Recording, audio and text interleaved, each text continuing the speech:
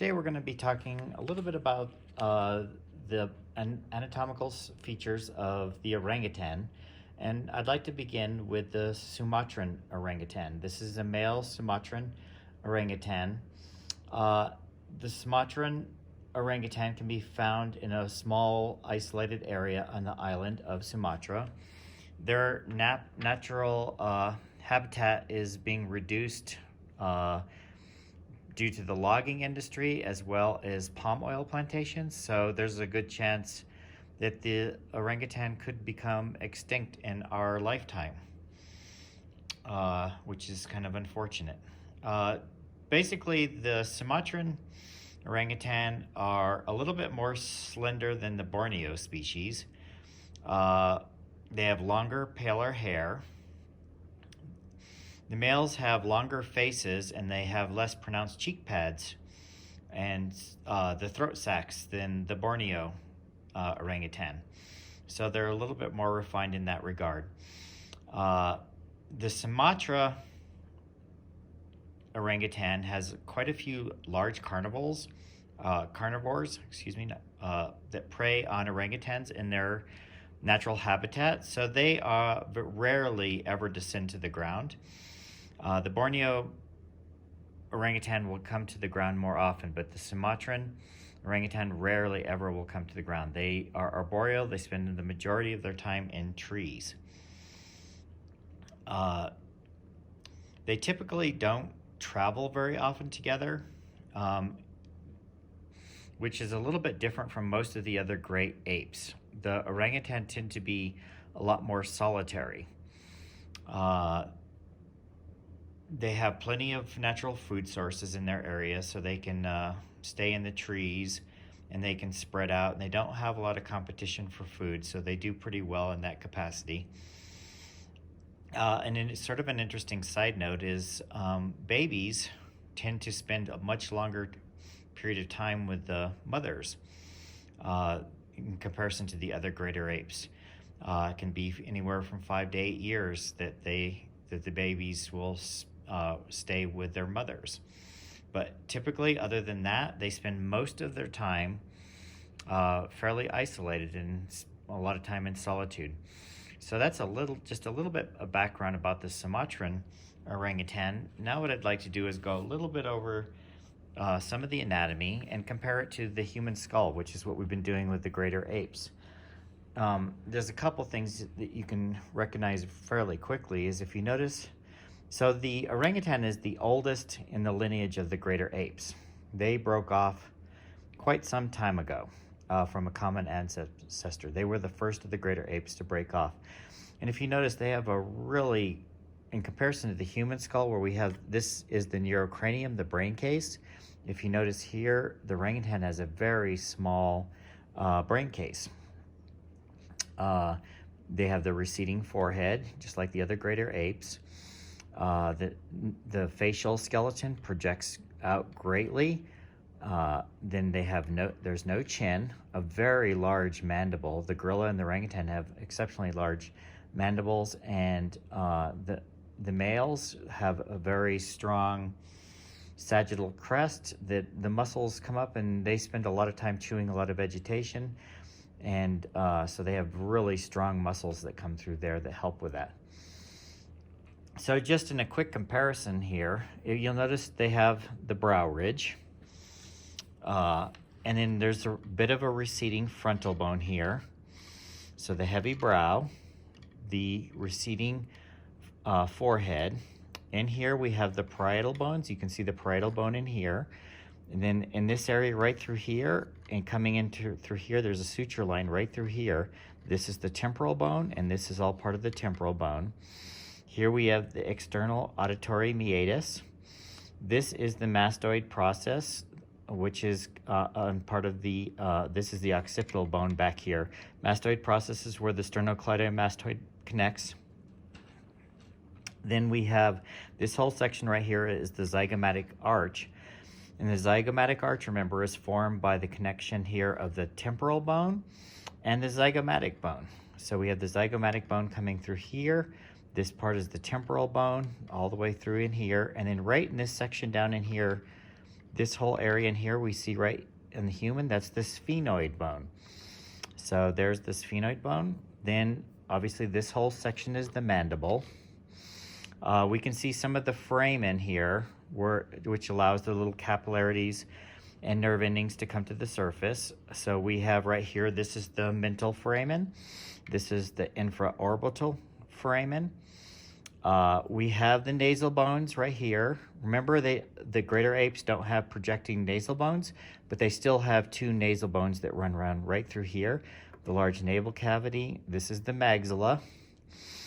There's 4 very large incisors, 2 very large canines.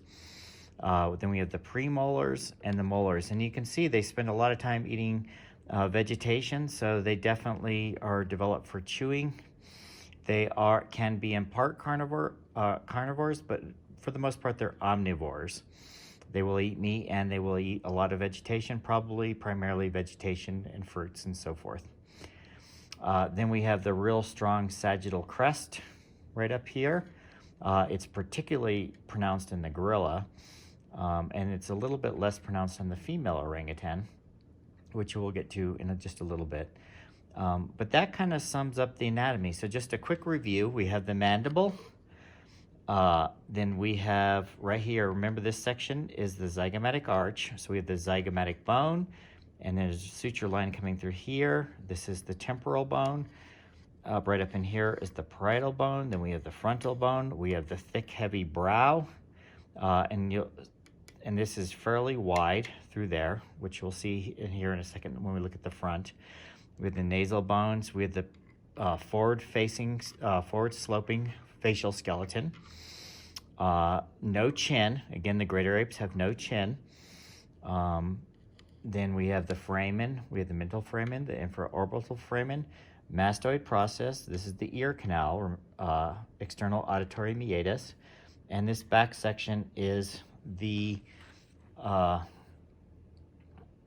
occipital bone. And I'm going to turn this just slightly real quick so that you can see. And there is the opening. This is the foramen magnum. And that is where the vertebrae inserts into the back of the head. So you can see in comparison to the human skull, extends back quite a bit further. This is very flat. The vertebrae extend right in here, so they spend most of their time on all fours.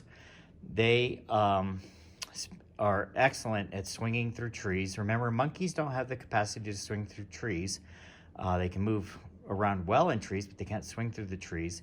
The shoulders are developed very different in the humans and the greater apes, but we are right through the bottom is where our vertebral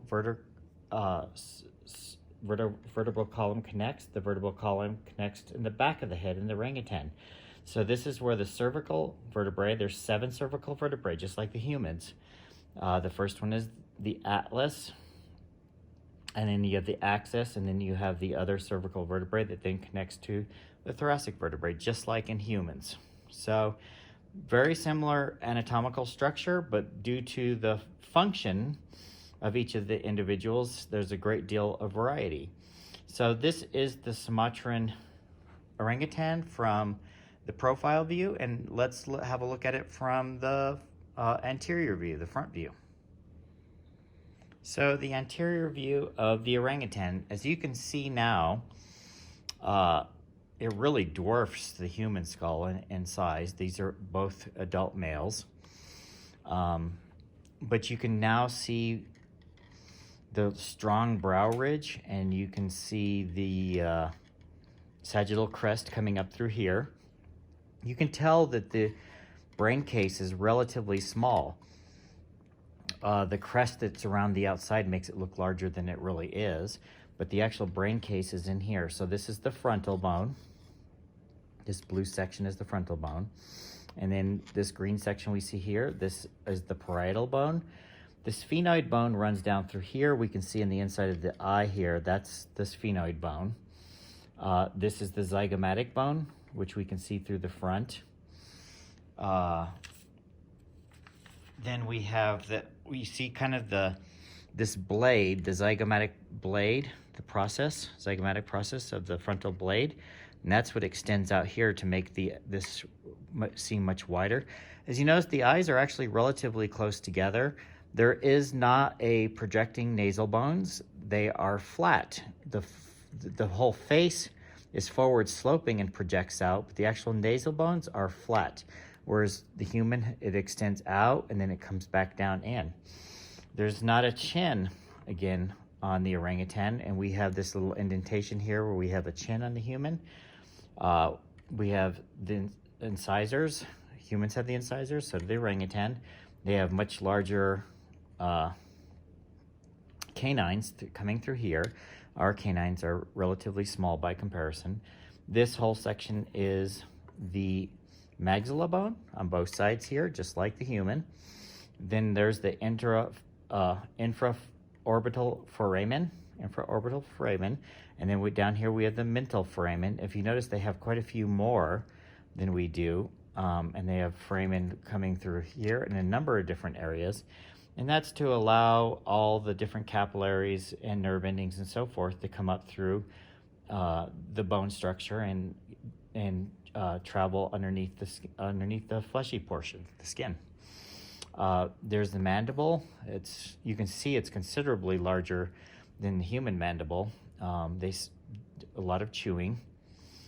So they have great, strong, powerful muscles that come through here. There's zygomatic bone, or the zygomatic arch is quite a bit larger than the humans. But in general, the anatomical structure is relatively the same.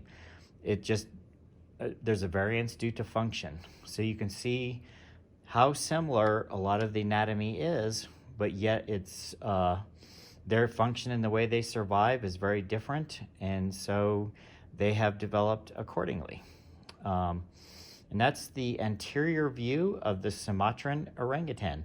Now we'll have a look at the Bornean orangutan, which is just a little bit smaller. So now moving on to the Bornean orangutan. So the Bornean orangutan is from the island of Borneo, and there are a great deal more of the Bornean orangutans still in existence than the Sumatran. The Sumatran are getting pretty close to extinction, but the Bornean orangutan are on the list of endangered species. There are only about 20,000 left in the wild. They're a little bit different in the way that they're shaped. They have a much larger throat sac, and they have much larger flanges around the sides of their face. And on an interesting side note, so the males, when they laugh or make their sounds, they're a much louder, deeper, throatier sound, and the females can be and the younger children can be of a much higher pitch, but the sound definitely resonates in a very loud tone due to the size of their throat sac. But you can see that they're a little bit smaller in comparison to the Sumatran orangutan. They're a little bit closer in size to the human. This is a male. The males can be up to about 200 pounds. A large male would probably be somewhere in that weight range. They have incredibly long arms. Their arm length can extend easily over 7 feet in length. The arms of the orangutan are much larger than their legs. Humans tend to have, because we're bipedal, tend to have much longer legs. The hind limbs of the greater apes tend to be shorter, and the orangutan in particular have very long arms, and they spend almost all of their time in the trees. But the Bornean orangutan doesn't have as many natural predators on the ground as the Sumatran, so sometimes they will cluster on the ground and be a little bit more social than the Sumatran orangutan. So that's just a few of the differences. There's believed to be three or so subspecies of the Bornean. They're all related, but the Bornean and the Sumatra are two distinctly different species of orangutan. And that's kind of important to note. So now let's just go over a little bit of the anatomical features.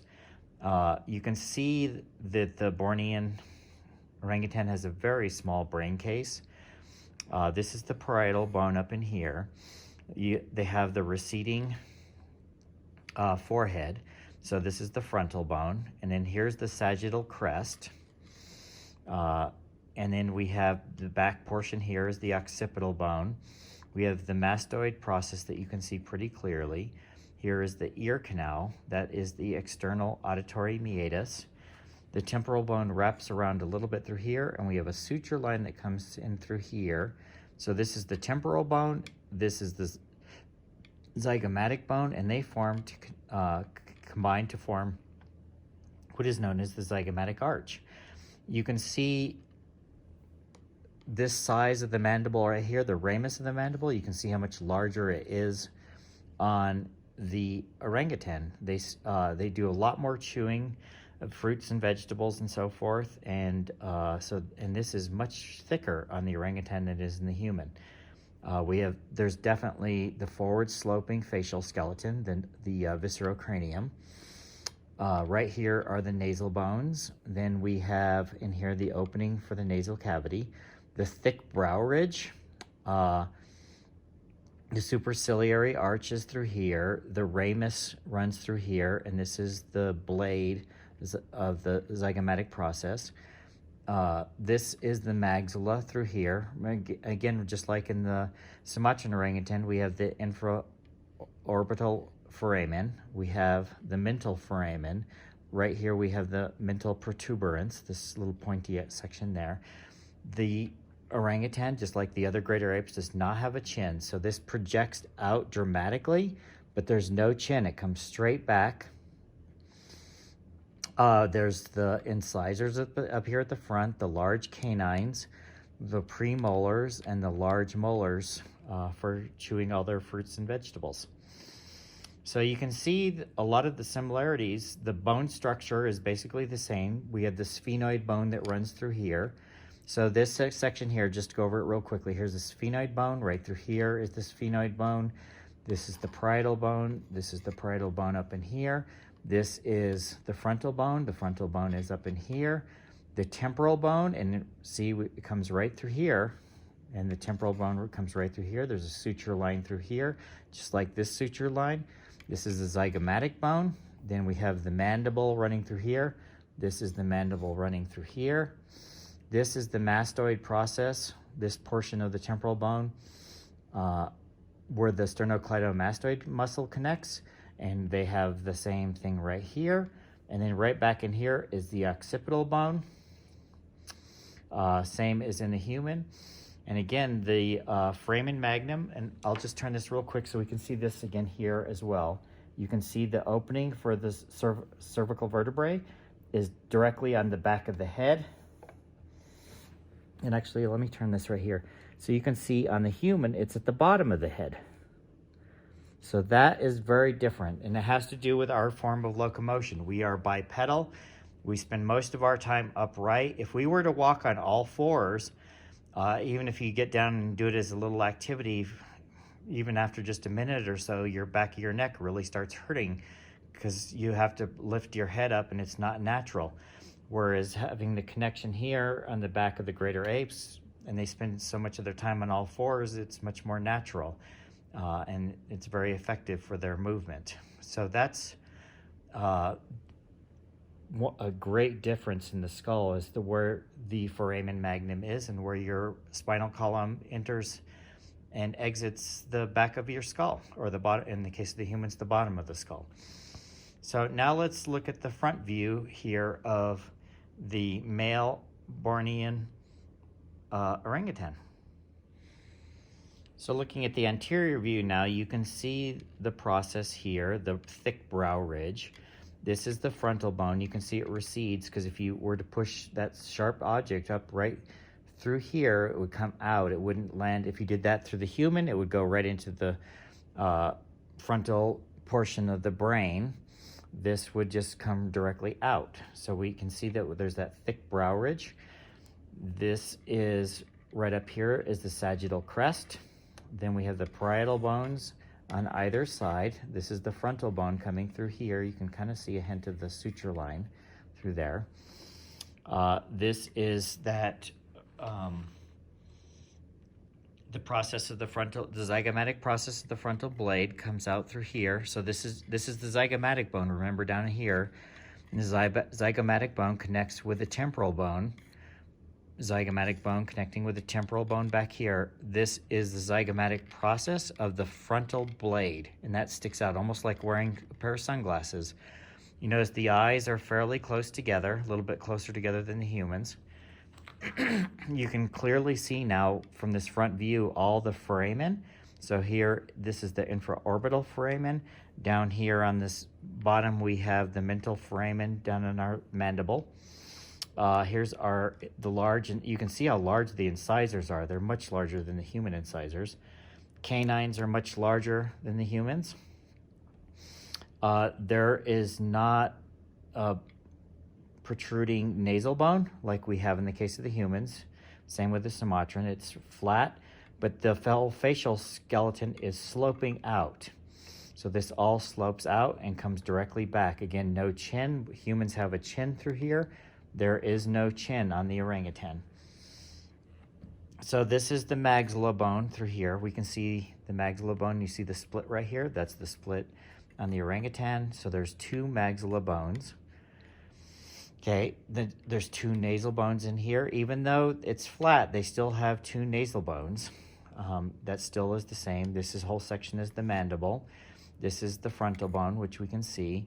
And again, we talked about the zygomatic bone, and then there's that frontal blade. This is the zygomatic arch, parietal bone, sagittal crest, and you can't see the occipital from this view. If you look through the inside here, right in here, that is the inside of the sphenoid bone. The sphenoid bone runs through here, so we can't see it if you look through. There's a lacrimal bone that comes down right here on the inside. If you look further in here, that's the ethmoid bone in there. You can see that a little bit in the human there. There's the ethmoid and there's the lacrimal. So the orangutan has that as well. Let me just turn this just a little slightly so we can see in that angle. So there would be the lacrimal and the ethmoid is back in here. So similar structure. Again, nice, big, thick, heavy mandible. From this angle, you might be able to see a little bit of this mastoid process, which is part of the temporal bone right through here. Okay, the suture line runs through here, and this part is part of the temporal bone. So that is the front view of the male orangutan, which comes from the island of Borneo. Now we'll look at the female, and you can see that it's quite a bit smaller. So this is the female Bornean orangutan, and you can see they're considerably smaller than the male. In fact, in this case, it's probably even smaller than that of this male human skull. And just a few more things to keep in mind that are interesting. The orangutan of the greater apes, the orangutan is the only greater ape to live in Asia. The other greater apes all live in Africa. So, and the orangutans are the only truly arboreal ape, which means they basically spend almost all of their time in the canopy of the trees, high up in the canopy. They rarely come to the ground, whereas the African greater apes will spend a fair amount of time on the ground at different moments. The other greater apes are referred to as knuckle walking. They will walk on their knuckles. The orangutan do not. They're more of a fist walker. They curl their hands up such that sometimes they're referred to as fist walkers as opposed to knuckle walkers. So that's another thing that has developed a little bit independently. The females are probably half the size of the males. The dimorphism is rather extreme in terms of the orangutan, between the male and the female. Females, at best, are half the size of the males. They tend to spend, the mothers, just like the males, are really relatively solitary species. They are very independent. The exception being is the mothers will raise their young and stay with their young for quite some time. So it's in many cases, the mother may nurse their baby till 5-6 years of age, and they'll spend another 2 or 3 years with their baby, kind of showing them the ropes and introducing them into nature. So it's not uncommon to see a baby with a mother up until 8 years of age. Typically speaking, the orangutans will birth a new baby about every year, 8 years or so, and the gestation period is pretty much the same as humans. Most of the greater apes will be pregnant with their young for usually about around the 9-month period, same as what humans are. So just going over the anatomy a little bit, there's a few things to point out. If you notice, there is not a real distinct sagittal crest running across the top. The brain case is definitely small. You can see the suture line on this one a little bit clearer, which is kind of nice. So you can see that the frontal bone is here. They still have a receding frontal bone, maybe not as much as the male, but there's definitely a thick brow ridge, a receding frontal bone. And here we have the parietal bones. Right through here is the temporal bone coming all the way back through here. This is the mastoid process. This is the external auditory meatus. The temporal bone comes through here, and there's a little suture line right through here, which connects the zygomatic bone to the temporal bone, and this is known as the zygomatic arch. This is the zygomatic, the frontal blade, the frontal process of the zygomatic bone. And back in here we have the occipital bone. So frontal, parietal, temporal, occipital, mastoid process of the temporal bone. The sphenoid bone is in here. Just all of these are the same. So frontal bone, parietal bone, and you can see the suture lines right through here, suture line right through there, just like we have right through here. Even right here, there's a suture line coming through here. This is still part of the temporal bone. And same in here, it comes all the way back here. Mastoid process, you can see, mastoid process, that's where the sternocleidomastoid mastoid, that's the origin of the muscle. That's our powerful neck muscle. Then the mandible. Now the mandible, while it's still larger than the humans, it's not as big as the male mandible. Then there's the maxilla, forward sloping. Again, no projecting nasal bones. The human has the projectile nasal bone. The 8 greater apes do not. You can see a tiny bit of what is where a nasal spine would be, but it's pretty much smooth and round, whereas it's much pointier on the human. There's no chin. We come in and out, so we have our chin. Then, and in terms of the teeth, there are the incisors, just like humans. Canines. Notice the canines are not as large as they are in the male. Then there's the premolars, and right through here we have the molars. There's the infraorbital foramen, the mental foramen. The little pointy section here of the bone is the mental protuberance. On the back section in here, we see the foramen magnum. So again, the spinal column enters, the vertebral column enters through the back. So that's where our cervical vertebrae would connect. And just like humans, the first one is atlas, the second one is the axis, and then they have the other 5 cervical vertebrae. So just like all mammals, excluding the sloth and the manatee, all mammals, remember, have 7 cervical vertebrae. The orangutan also has 7 cervical vertebrae. So that is the profile view of the female Bornean orangutan from the island of Borneo. And there are about 20,000 of those still in existence. And now let's have a look at the front view of the female orangutan. So the Bornean orangutan from the anterior view,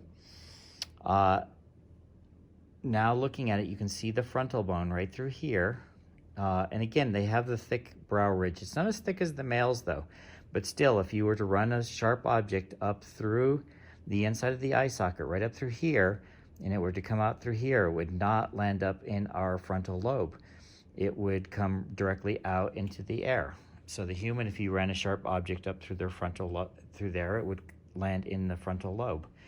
So that's definitely a distinct difference between the human and the orangutan, is that heavy brow ridge. They have a much thicker frontal blade. We don't have this thick frontal blade. We have a hint of it, but nothing at all like the orangutan.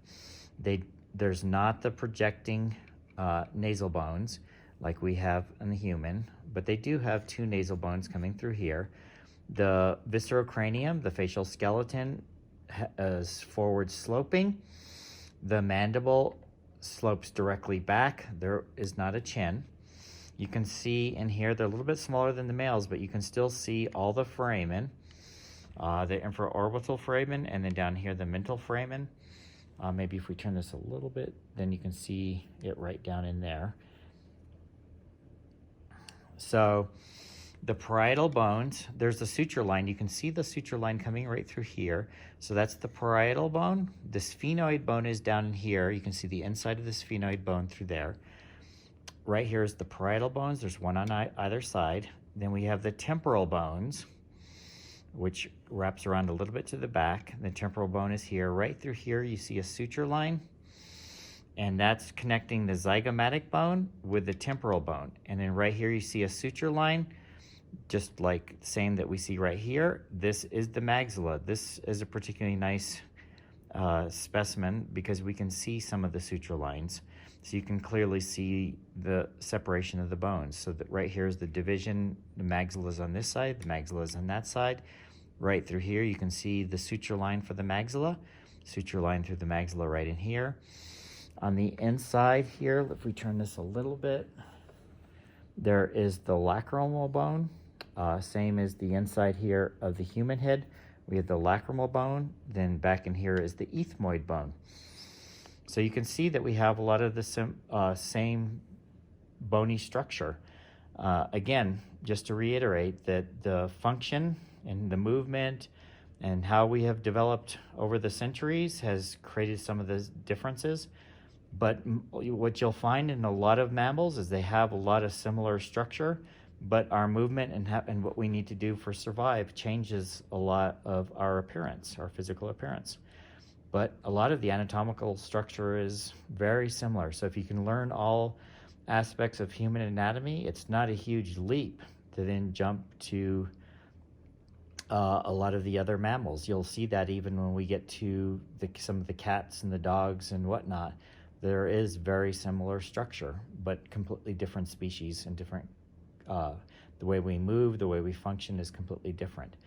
So just real quickly again, we have the frontal bone, parietal bone, temporal bone, external auditory meatus is in here. This is the zygomatic arch. Remember, the zygomatic arch is comprised of the temporal bone and the zygomatic bone. We have the superciliary arch here, right on top of the brow, the glabella in here. This is the thick brow ridge, frontal bone. The two nasal bones in here, the two maxilla bones, one on each side. There are the four incisors, the two large canines, then we have the premolars and the molars, the large mandible, and this is the ramus of the mandible. Right in here is the head of the mandible. Remember, it connects like a hinge joint. And that kind of sums up the orangutans. Remember the Bornean, there's only about 20,000 left in the wild. They are endangered. The Sumatran are much smaller numbers, and they're on the verge of almost extinction, which is really kind of sad. Hopefully, people will be more thoughtful and maybe they'll be able to save their species. The Bornean have much larger throat sacs and much larger flanges around the side of their face. Their hair is a little bit darker than the Sumatran, but in general, they're fairly similar. Both spend the majority of time in their trees. The Sumatran orangutans spend almost all their time exclusively in the trees because they do have some natural predators in their area, so they almost never come out of the canopy. They are the only truly arboreal ape, meaning they spend basically all their time in the trees. They are excellent at swinging through the trees. Remember, monkeys technically can't swim through the trees, although they move very well in trees, but they don't swing. Their shoulders are developed differently. Humans and the 4 greater apes all have the capacity, due to the development of our shoulders, to swing from branch to branch. And so that's a little bit now of just a little bit of information and background and anatomy, the osteology of the orangutan, both the Sumatran orangutan and the Bornean orangutan. I hope that you found this useful and enjoy drawing these guys. They are fantastic and fun to draw. Thank you.